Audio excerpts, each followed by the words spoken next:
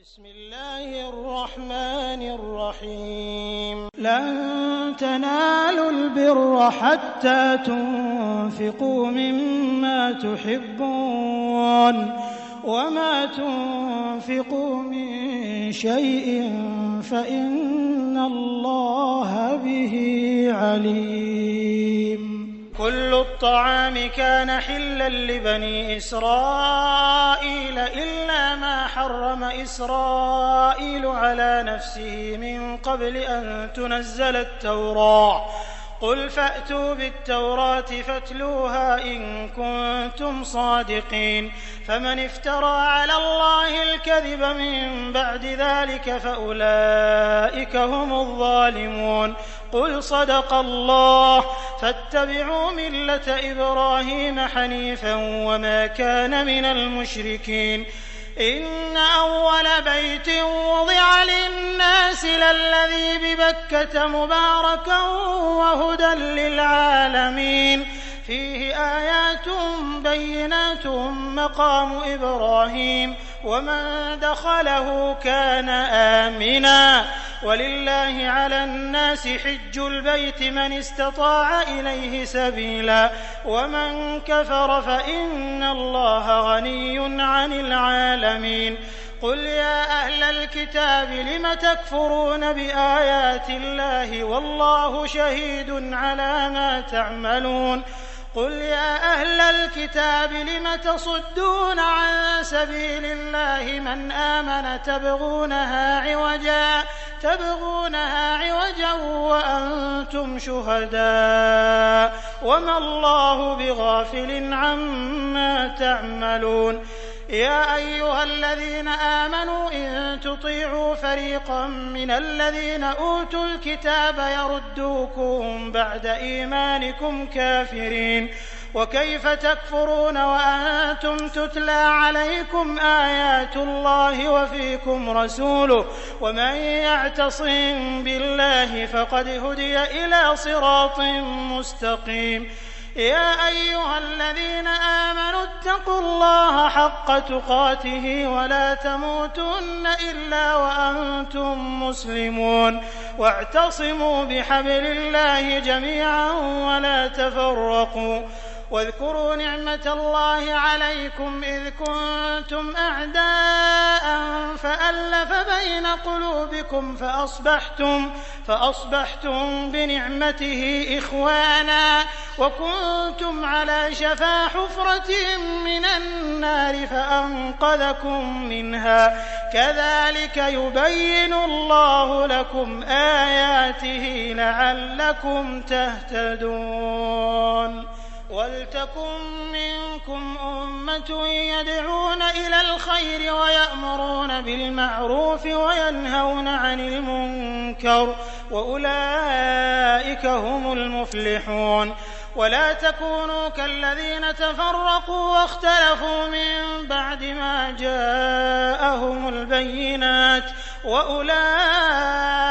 لهم عذاب عظيم. يوم تبيض وجوه وتسود وجوه فأما الذين اسودت وجوههم أكفرتم بعد إيمانكم فذوقوا العذاب بما كنتم تكفرون. وأما الذين ابيضت وجوههم ففي رحمة الله هم فيها خالدون. تلك آيات الله نتلوها عليك بالحق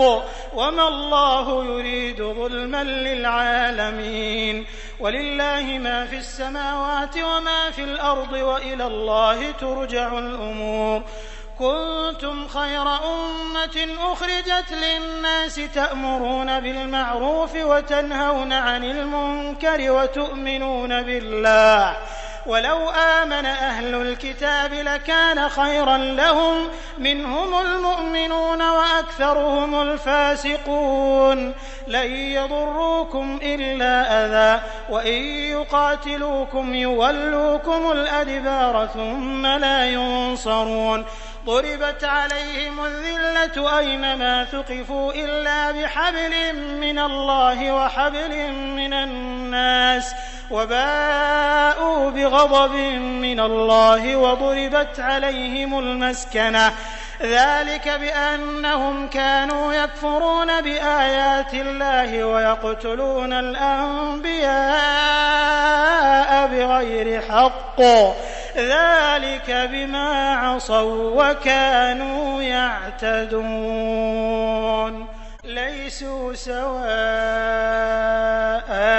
من أهل الكتاب أمة قائمة يتلون آيات الله آناء الليل وهم يسجدون يؤمنون بالله واليوم الآخر ويأمرون بالمعروف وينهون عن المنكر ويسارعون في الخيرات وأولئك من الصالحين وما يفعلوا من خير فلن يكفروه والله عليم بالمتقين إن الذين كفروا لن تغني عنهم أموالهم ولا أولادهم من الله شيئا وأولئك أصحاب النار هم فيها خالدون مثل ما ينفقون في هذه الحياة الدنيا كمثل ريح فيها صر أصابت حرث قوم ظلموا أنفسهم فأهلكت وما ظلمهم الله ولكن أنفسهم يظلمون يا أيها الذين آمنوا لا تتخذوا بطانة من دونكم لا يألونكم خبالا ودوا ما عنتم قد بدت البغضاء من أفواههم وما تخفي صدورهم أكبر قد بينا لكم الآيات إن كنتم تعقلون ها أنتم أولئك تحبونهم ولا يحبونكم وتؤمنون بالكتاب كله وإذا لقوكم قالوا آمنا وإذا خلوا عضوا عليكم الأنامل من الغيظ قل موتوا بغيظكم إن الله عليم بذات الصدور إن تمسسكم حسنة تسؤهم وإن تصبكم سيئة يفرحوا بها وإن تصبروا وتتقوا لا يضركم كيدهم شيئا إن الله بما يعملون محيط وإذ غدوت من أهلك تبوئ المؤمنين مقاعد للقتال والله سميع عليم إذ هم الطائفتان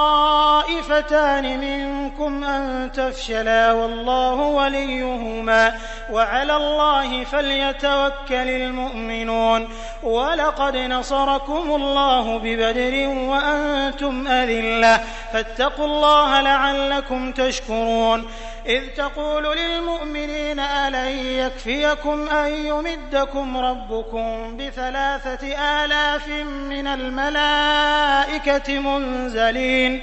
بلى إن تصبروا وتتقوا ويأتوكم من فورهم هذا يمددكم ربكم ب5,000 من الملائكة مسومين وما جعله الله إلا بشرى لكم ولتطمئن قلوبكم به وما النصر إلا من عند الله العزيز الحكيم ليقطع طرفا من الذين كفروا أو يكبتهم فينقلبوا خائبين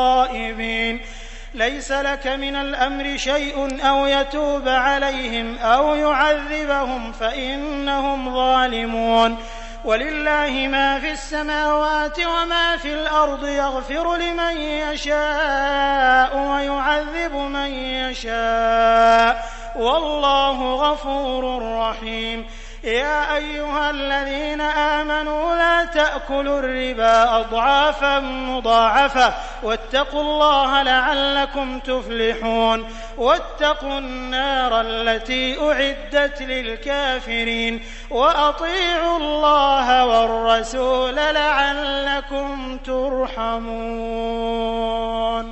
وسارعوا إلى مغفرة من ربكم وجنة عرضها السماوات والأرض أعدت للمتقين الذين ينفقون في السراء والضراء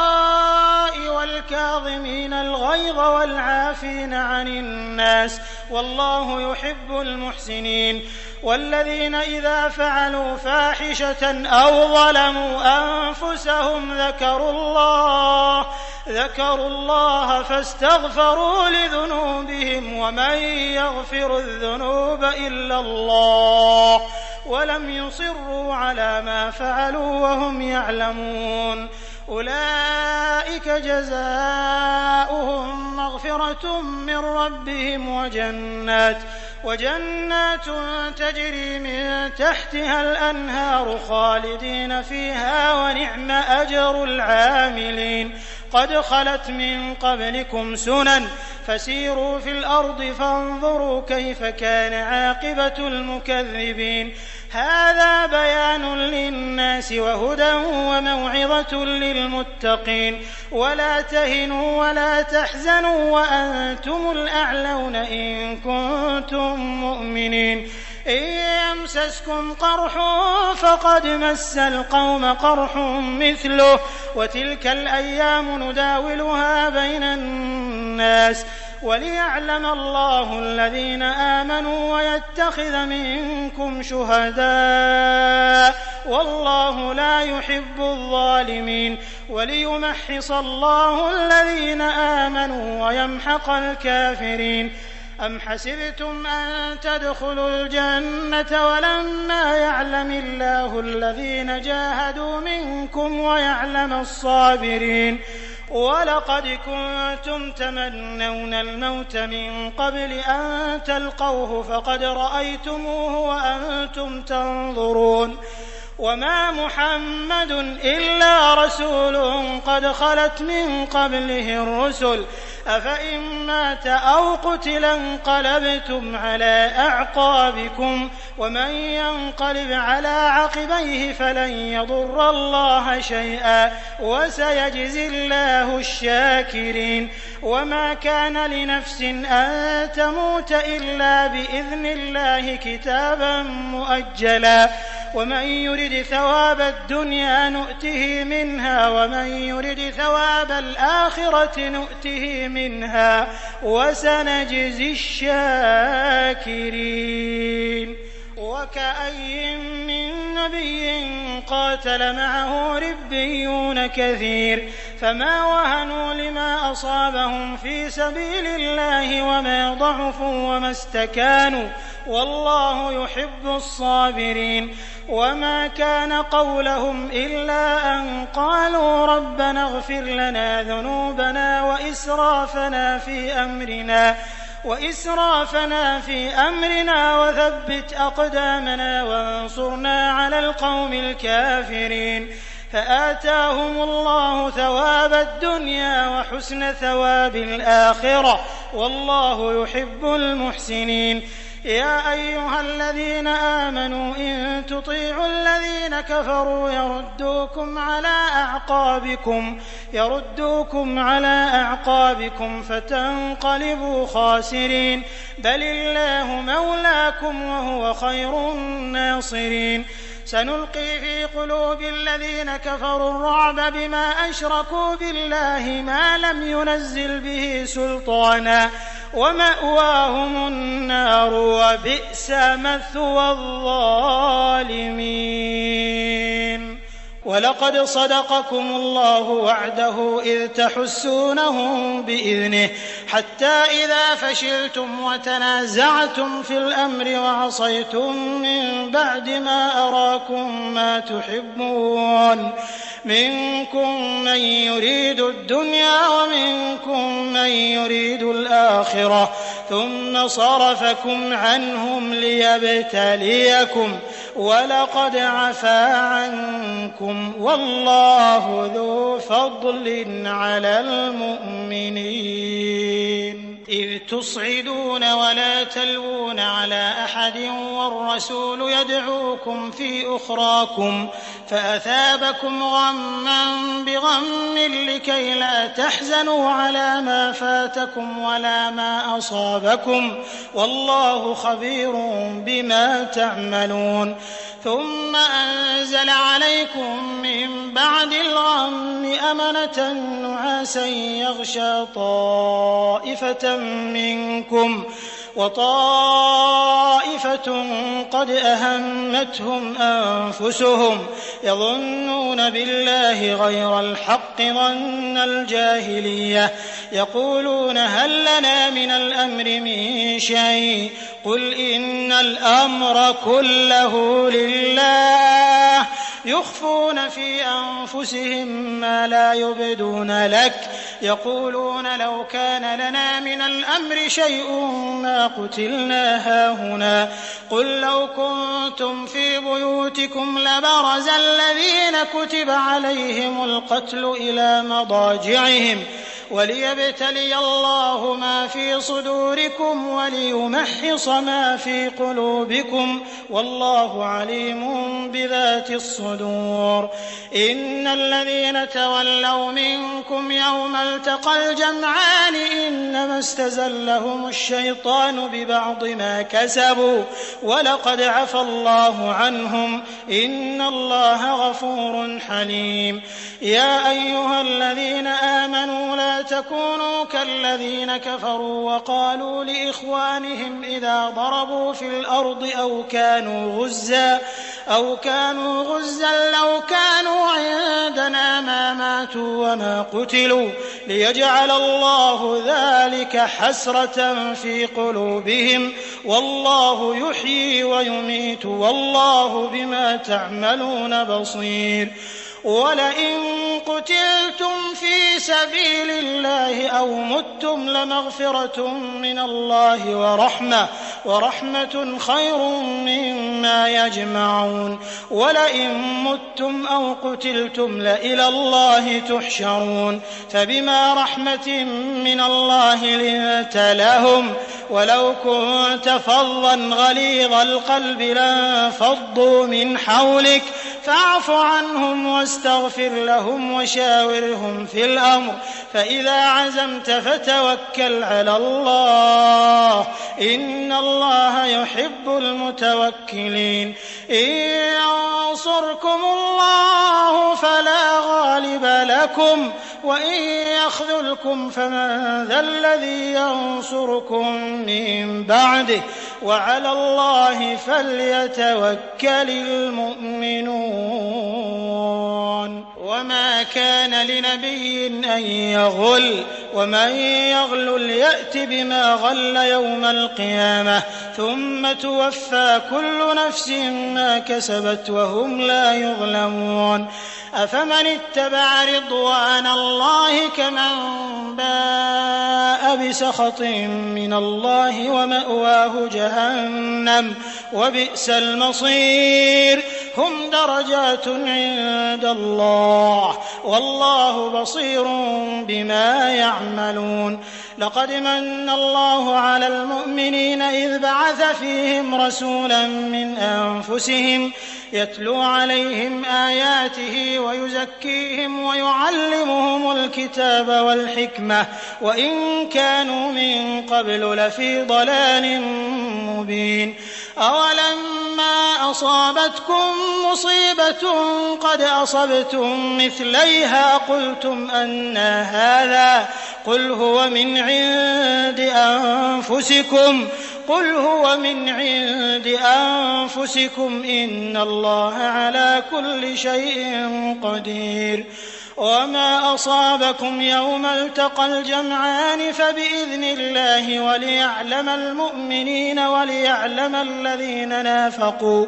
وقيل لهم تعالوا قاتلوا في سبيل الله أو ادفعوا قالوا لو نعلم قتالا لاتبعناكم هم للكفر يومئذ أقرب منهم للإيمان يقولون بأفواههم ما ليس في قلوبهم والله أعلم بما يكتمون الذين قالوا لإخوانهم وقعدوا لو أطاعونا ما قتلوا قل فادرءوا عن أنفسكم الموت إن كنتم صادقين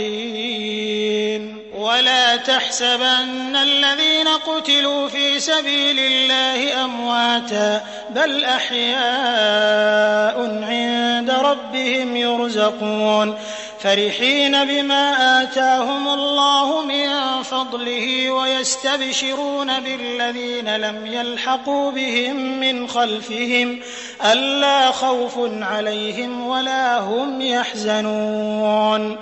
يستبشرون بنعمة من الله وفضل وأن الله لا يضيع أجر المؤمنين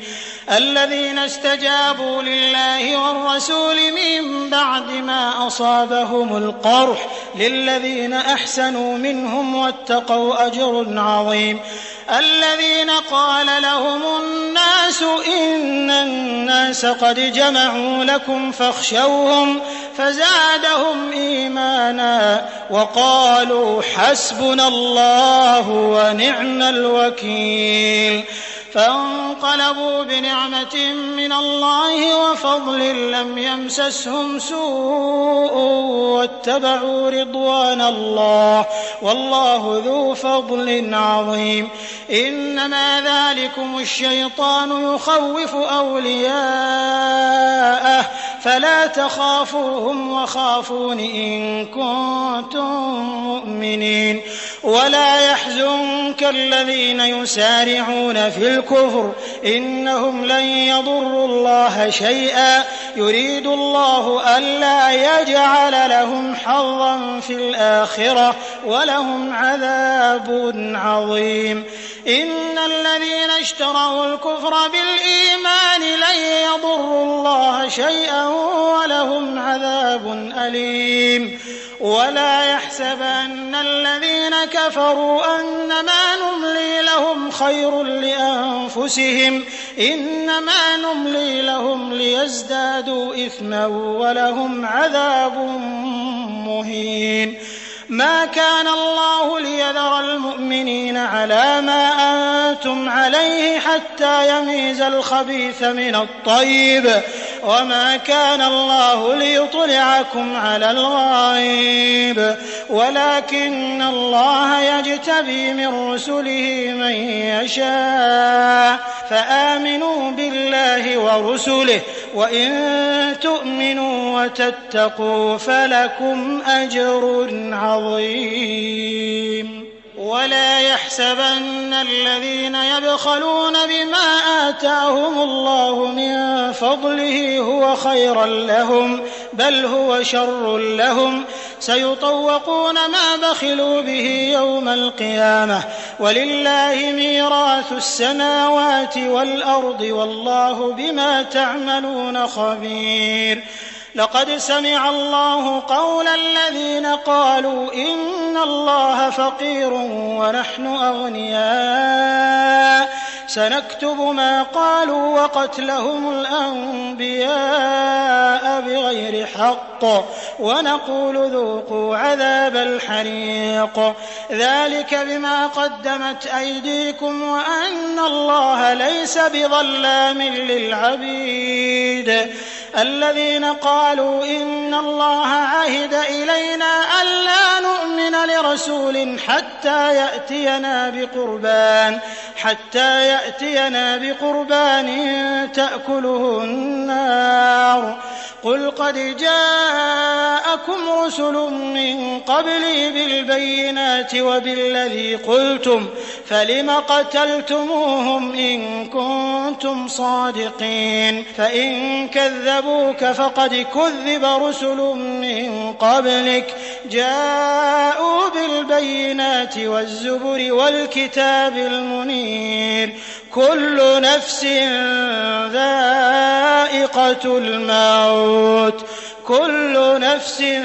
ذائقة الموت وإنما توفون أجوركم يوم القيامة فمن زحزح عن النار وأدخل الجنة فقد فاز وما الحياة الدنيا إلا متاع الغرور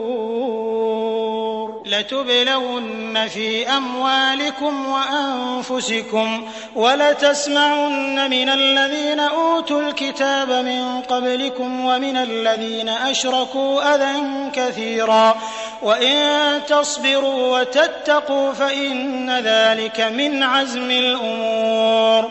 وإذ أخذ الله ميثاق الذين أوتوا الكتاب لتبيننه للناس ولا تكتمونه فنبذوه وراء ظهورهم واشتروا به ثمنا قليلا فبئس ما يشترون لا تحسبن الذين يفرحون بما أتوا ويحبون أن يحمدوا بما لم يفعلوا فلا تحسبنهم بمفازة من العذاب ولهم عذاب أليم ولله ملك السماوات والأرض والله على كل شيء قدير إن في خلق السماوات والأرض واختلاف الليل والنهار لآيات لأولي الألباب الذين يذكرون الله قياما وقعودا وعلى جنوبهم ويتفكرون في خلق السماوات والأرض ربنا ما خلقت هذا باطلا سبحانك فقنا عذاب النار ربنا إنك من تدخل النار فقد أخزيته وما للظالمين من أنصار ربنا إننا سمعنا مناديا ينادي للإيمان أن آمنوا بربكم فآمنا ربنا فاغفر لنا ذنوبنا وكفر عنا سيئاتنا وتوفنا مع الأبرار ربنا وآتنا ما وعدتنا على رسلك ولا تخزنا يوم القيامة إنك لا تخلف الميعاد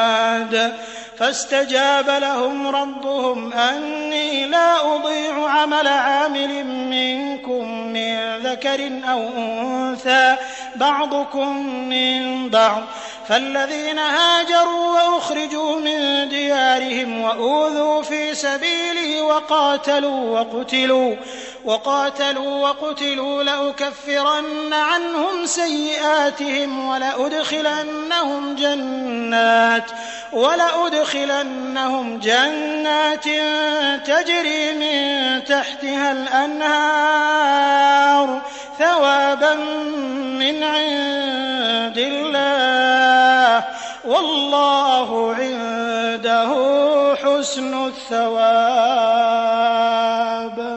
لا يغرنك تقلب الذين كفروا في البلاد متاع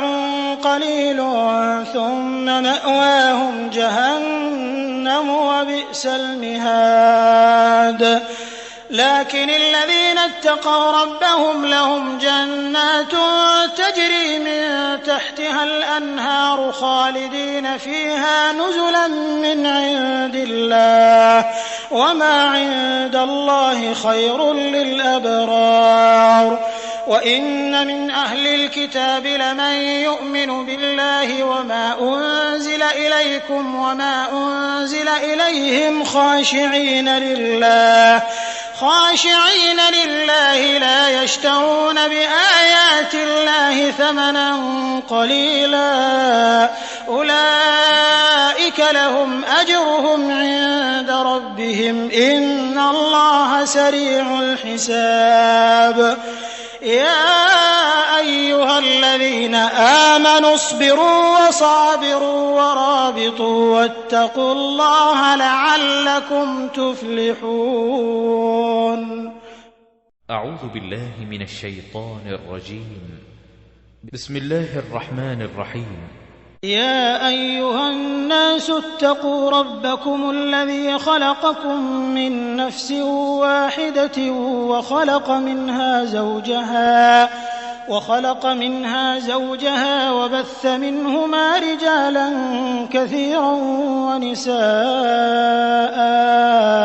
واتقوا الله الذي تساءلون به والأرحام إن الله كان عليكم رقيبا وآتوا اليتامى أموالهم ولا تتبدلوا الخبيث بالطيب ولا تأكلوا أموالهم إلى أموالكم إنه كان حوبا كبيرا وإن خفتم ألا تقسطوا في اليتامى فانكحوا ما طاب لكم من النساء مثنى وثلاث ورباع فإن خفتم ألا تعدلوا فواحدة أو ما ملكت أيمانكم ذلك أدنى ألا تعولوا وآتوا النساء صدقاتهن نحلة فإن طبن لكم عن شيء منه نفسا فكلوه هنيئا مريئا ولا تؤتوا السفهاء أموالكم التي جعل الله لكم قياما وارزقوهم فيها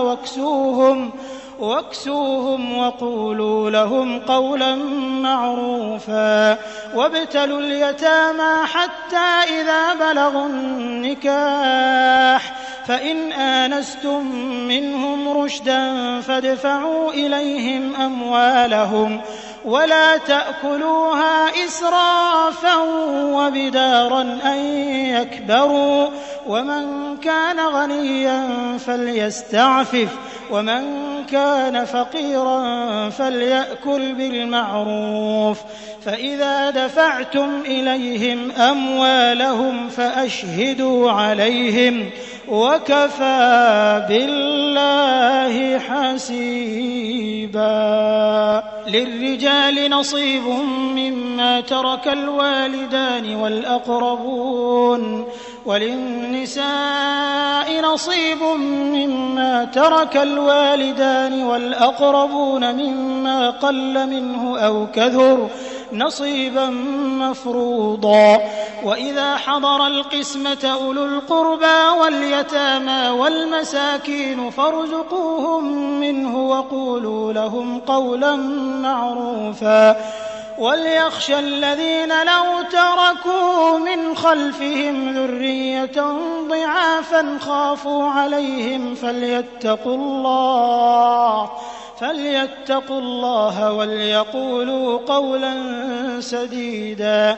إن الذين يأكلون أموال اليتامى ظلما إنما يأكلون في بطونهم نارا وسيصلون سعيرا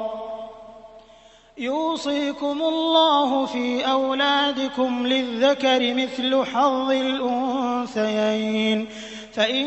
كن نساء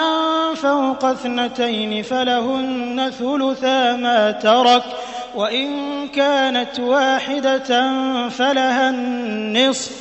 ولأبويه لكل واحد منهما السدس مما ترك إن كان له ولد فإن لم يكن له ولد وورثه أبواه فلأمه الثلث فإن كان له إخوة فلأمه السدس من بعد وصية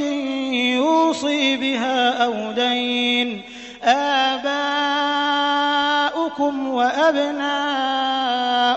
لا تدرون أيهم أقرب لكم نفعا فريضة من الله إن الله كان عليما حكيما ولكم نصف ما ترك أزواجكم إن لم يكن لهن ولد فإن كان لهن ولد فلكم الربع مما تركن من بعد وصية يوصين بها أو دين ولهن الربع مما تركتم إن لم يكن لكم ولد، فإن كان لكم ولد فلهن الثمن مما تركتم من بعد وصية توصون بها أو دين. وإن كان رجل يورث كلالة أو امرأة وله أخ أو أخت فلكل واحد منهما السدس، فإن كانوا أكثر من ذلك فهم شركاء في الثلث من بعد وصية يوصى بها أو دين غير مضار، وصية من الله والله عليم حليم. تلك حدود الله، ومن يطع الله ورسوله يدخله جنات تجري من تحتها الأنهار خالدين فيها، وذلك الفوز العظيم. ومن يعص الله ورسوله ويتعد حدوده يدخله نارا خالدا فيها وله عذاب مهين. واللاتي يأتين الفاحشة من نسائكم فاستشهدوا عليهن 4 منكم، فإن شهدوا فأمسكوهن في البيوت حتى يتوفاهن الموت أو يجعل الله لهن سبيلا. واللذان يأتيانها منكم فآذوهما، فإن تابا وأصلحا فأعرضوا عنهما، إن الله كان توابا رحيما.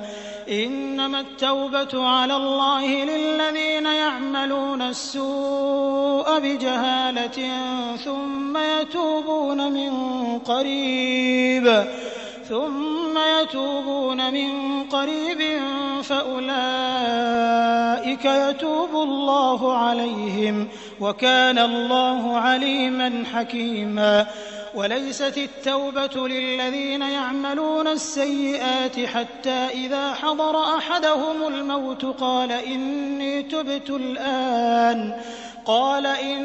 تبت الآن ولا الذين يموتون وهم كفار، أولئك أعتدنا لهم عذابا أليما. يا أيها الذين آمنوا لا يحل لكم أن ترثوا النساء كرها ولا تعضلوهن لتذهبوا ببعض ما آتيتموهن إلا أن يأتين بفاحشة مبينة، وعاشروهن بالمعروف، فإن كرهتموهن فعسى أن تكرهوا شيئا ويجعل الله فيه خيرا كثيرا. وإن أردتم استبدال زوج مكان زوج وآتيتم إحداهن قنطارا فلا تأخذوا منه شيئا، أتأخذونه بهتانا وإثما مبينا. وكيف تأخذونه وقد أفضى بعضكم إلى بعض وأخذن منكم ميثاقا غليظا. ولا تنكحوا ما نكح آباؤكم من النساء إلا ما قد سلف،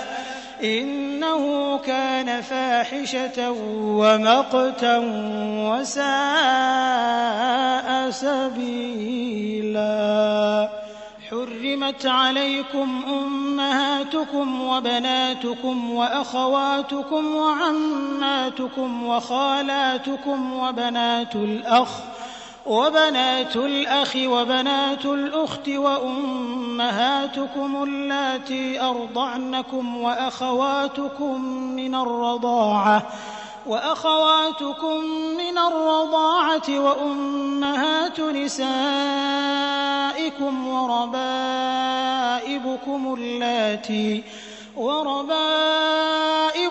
اللاتي في حجوركم من نسائكم اللاتي دخلتم